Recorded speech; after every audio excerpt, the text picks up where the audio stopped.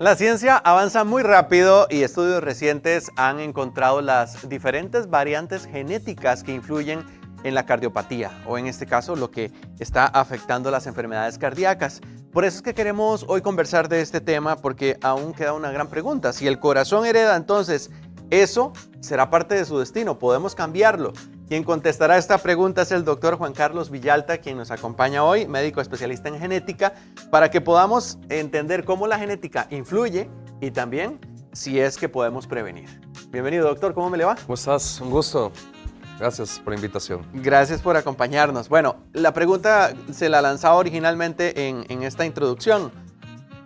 Si el tema genético está presente en las enfermedades del corazón, ¿quiere decir que ya el corazón tiene heredado su destino? Bueno, heredado su destino, sí hay un porcentaje de las cardiopatías o los problemas cardíacos que sí tienen un origen genético. Tal vez para ir introduciendo el tema a la audiencia que nos ve, este conversatorio se resume en la unidad temática de las cardiopatías congénitas o los problemas del corazón con los que uno nace. Y revisando la data, las prevalencias a nivel internacional, la literatura señala que de cada 1000 nacidos, eso puede variar de región en región, ¿verdad? Aproximadamente 8 de cada 1000 nacidos vivos tienen alguna patología de origen cardíaco. De hecho, se describe que es uno de los defectos congénitos más frecuentes.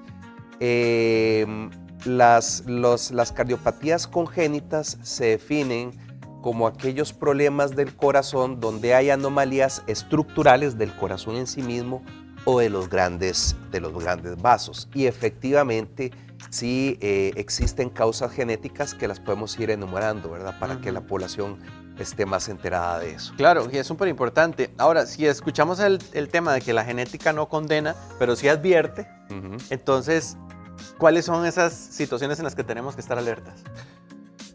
A ver, la Asociación de Cardiología de Costa Rica y otras entidades científicas, pero sobre todo ASOCAR, de la cual yo participo en la Comisión de Rehabilitación Cardíaca, ha hecho un esfuerzo para concientizar a la sociedad civil y también a las personas que participamos en las áreas de salud sobre el término de muerte súbita. ¿Okay?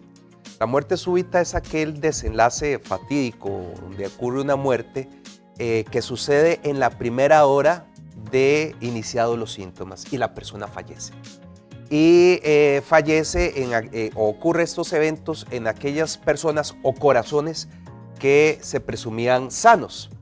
Entonces, ¿cuáles son esas red flags o banderas rojas que uno debiera de considerar para una consulta de asesoría cardiológica genética, sea con un cardiólogo o un cardiogenetista, un genetista?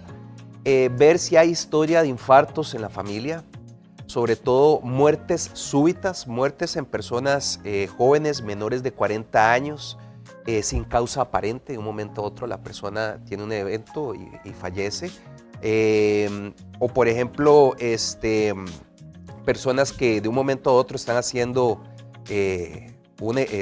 ejercicio y caen, como los hemos visto en los deportistas. Esas historias de eventos de muertes súbitas tienen que ser revisados de manera juiciosa, como dicen los profesores colombianos, con una historia clínica bien dirigida sobre los antecedentes familiares. Por eso es que se hace una especial atención y recomendación de que todas las personas que vayan a hacer actividad física, sobre todo personas que no han hecho actividad física y se quieran lanzar a la calle, hacer maratones, media maratones, correr, triatlones, deben de tener una consulta de cardiogenética para valorar estos riesgos genéticos. En la buena teoría, cualquier persona que haga ejercicio, no solamente los atletas de alto rendimiento, personas que tienen una alta actividad física, no solamente estas personas deberían de consultar, pero obviamente son los primeros que deben de hacerlo. Claro, ¿verdad? van a tener algunas características de que todo está bien, pero es mejor prevenir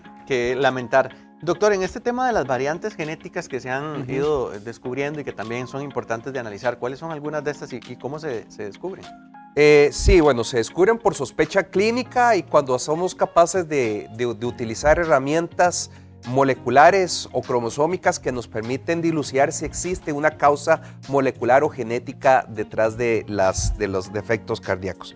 En términos generales, el grupo de cardiopatías congénitas, entre el 3 al 5% son enfermedades monogénicas. ¿Qué significa eso? Que son enfermedades cardíacas que se deben a un defecto en un único gen.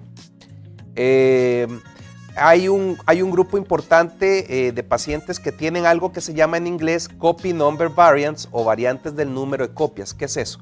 Básicamente son aquellos pacientes que tienen una ganancia o pérdida de la información genética. A eso le podemos llamar microdeleciones cuando son pérdidas pequeñas, microduplicaciones cuando son pérdidas grandes o de lesiones más grandes.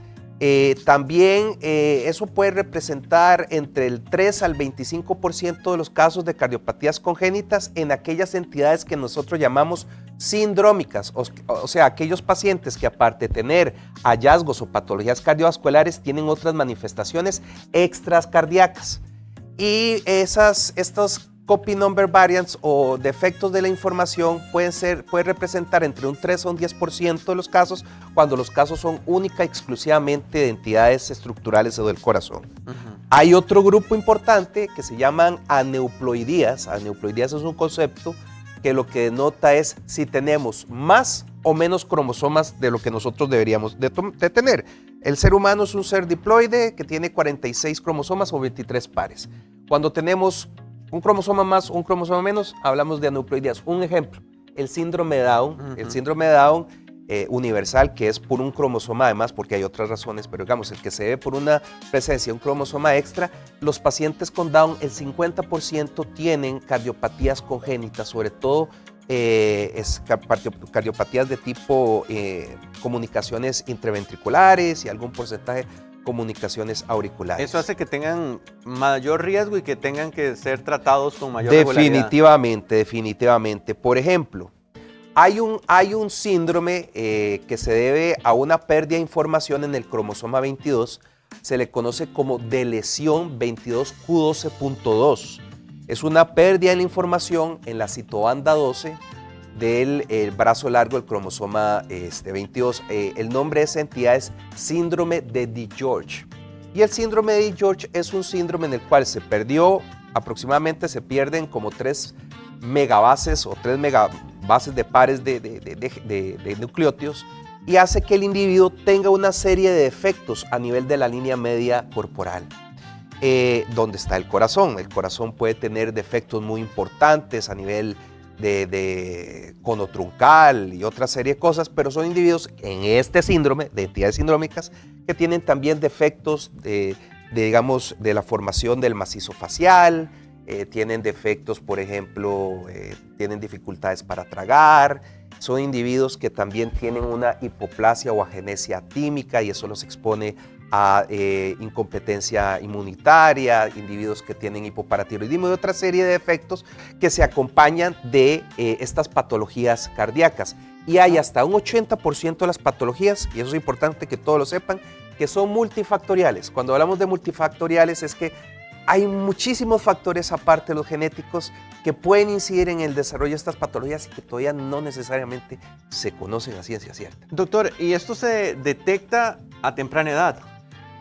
¿O en qué momento empieza uno a notar que hay que realizar algún tipo de examen? Todo niño que nace debe de tener una serie de tamizajes auditivos, tamizajes de cardiopatías congénitas. Todo niño que nace se le hace un tamizaje de cardiopatías congénitas en este país y esa es la normativa mundial. Eso permite saber si el niño ha nacido con algún defecto y vemos niños que cuando lloran se le ponen por ejemplo, los labios o la boquita morada. Entonces, eso son una serie de sospechas. Cuando nacen, tienen dificultades para la succión a la hora de la lactancia materna y se ponen moraditos. Entonces, ese tipo de cosas llaman la atención. Eso es a nivel, digamos, de recién nacidos. En edad pediátrica, pues llamaría la atención a aquellos pacientes, por ejemplo, que hacen ejercicio y se casan de manera repentina, o no quieren hacer ejercicio porque ellos saben que a partir de cierto momento ya tienen una incompetencia funcional para poder digamos, a realizar la actividad física. Y en personas adultos jóvenes, historias también de esa magnitud, disneas o dificultades que tengan, por ejemplo, dificultad de respirar o acortamiento a la hora de respirar o que se cogen, experimenten dolores a nivel precordial a edades muy tempranas, más si están asociados a una historia familiar cargada de infartos o de muertes súbitas. Doctor, y a la hora de detectar esto, tal vez en un niño puede haber modificación con los años, tanto para bien como para mal. A ver, si es una cardiopatía congénita, hay que ver la magnitud y el compromiso estructural de esa cardiopatía, porque si es algo que se puede resolver en edad pediátrica con una cirugía, pues se realiza, ¿verdad?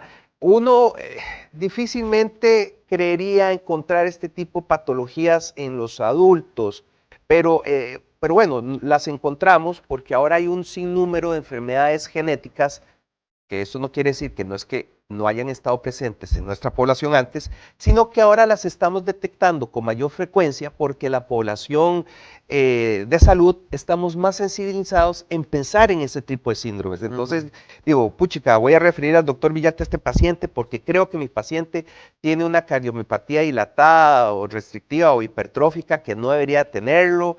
Un caso de un paciente de la Seguridad Social, un niño de 12 años, que hasta hace, digamos, un mes era un niño completamente sano, y lo refieren porque definitivamente tiene una cardiopatía dilatada, un corazón de un niño de 2 años que parece de un hombre de 60 años, y cuando uno revisa la historia, realmente se da cuenta que este niño evitaba hacer actividad física. No le gustaba ir a nadar, no le gustaba jugar, porque él mismo sabía que a partir de ese momento no podía rendir igual que nosotros. Entonces, como que se ocultó eso durante mucho tiempo hasta que ya la patología del corazón no daba más y afloró con todos los síntomas, ¿verdad? Doctor, también el tema con los niños va mucho de la mano de eso que se conoce como el soplo en el corazón.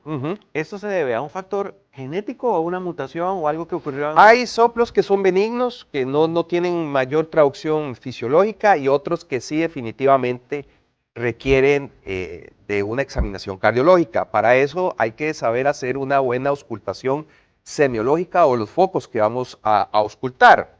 ¿Puedo? Sí, dale, dale. Por ejemplo, normalmente son 4 o 5 focos que nosotros auscultamos. Ajá. Que esa palabrilla es como de domingo. ¿Qué quiere decir? Auscultar significa escuchar. Ok. Para aquellos que quedaran así como. Sí. Ajá.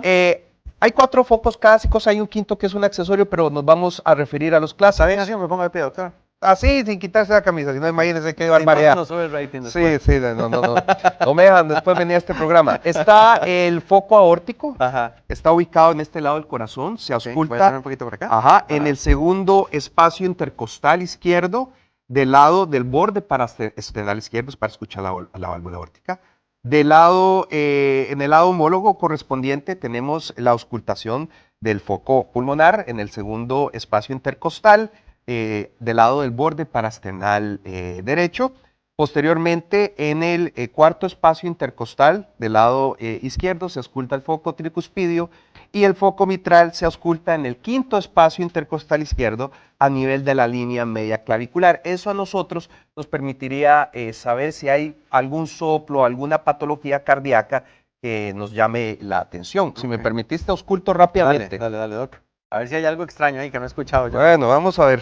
¿Cuándo fue su última examinación física? ¿De qué? ¿Del corazón? Médica, sí. No, hace ratillo, doc. Hace ratillo. Usted dígame qué escucha, porque para que la gente sepa si estamos bien o estamos mal. Doctor, lo veo muy preocupado, muy callado. Hay que auscultar bien. Ok. Ese el escultar es que me quede callado yo también.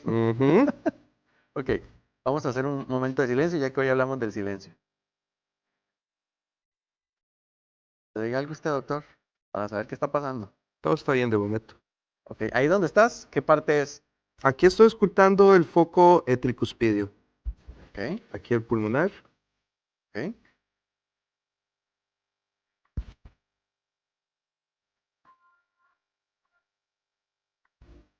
Perfecto. No ausculté ningún tipo de soplo. Ok, eso es importante. Es muy Ahora, importante. interesante algo también. Los papás podría ser que no tengan algo específicamente de enfermedad cardíaca, pero ¿Puede ser que en los genes haya alguna herencia y luego se la pasen a sus hijos? Sí, hay patologías cardíacas que son de origen recesivo. Ya la vez pasada, cuando habíamos hablado de cáncer hereditario, habíamos hablado de síndromes recesivos y dominantes. Los recesivos son aquellos síndromes que requieren que los dos genes, tanto el materno, el que nos sería nuestra mamá, como el paterno, estén con una mutación para que la enfermedad dé síntomas. Entonces sí hay patologías cardíacas de orden recesivo y hay otras de origen dominante que solamente con el que esté un único gen mutado es suficiente para que los pacientes tengan manifestaciones cardíacas. Por ejemplo, hay genes de alta letalidad como la desmoplaquina, que es un gen que está directamente relacionado con muertes súbitas a temprana edad. En el Calderón Guardia hemos visto, tenemos el caso de un paciente que tenía una cardiomopatía dilatada y a través de un estudio molecular descubrimos que el paciente tenía una mutación en el gen relacionado con Duchenne, que es una enfermedad muscular, es una distrofinopatía, pero la patología o el tipo de afección molecular del paciente única y exclusivamente compromete el corazón y son variantes de alta letalidad donde el paciente básicamente requiere un trasplante cardíaco. Doctor, importantísimo entonces los chequeos, como decía usted, ya me jaló las orejas de que tengo que hacerme chequeos cada cierto tiempo, pero también acudir a los que saben. ¿Cuál es la forma de contactarlo? Bueno, actualmente estoy dando consulta en el Instituto Vivit, en el Hospital Unive, en el 4º piso. Estamos atendiendo ahí de lunes a jueves, de 4 a 8 o 9 de la noche. Entonces pueden comunicarse con el Instituto Vivit, en el Hospital Unive, y con mucho gusto yo los podré estar atendiendo para la valoración cardiogenética de riesgo. Voy a mencionar el WhatsApp, que es el 8888-1634, para que también puedan consultar allí con el doctor Juan Carlos Villalta. Muchas gracias, doctor. Encantado, hombre. Un placer. Y de verdad que es un tema interesante que no debemos descuidar y estar todos atentos. Muchas gracias. Bueno, mi querida Lai, usted no va a agarrar más cosas que se le caigan, me imagino, ¿verdad? Pero voy a darle el pase para que nos cuente de qué se trata la siguiente entrevista.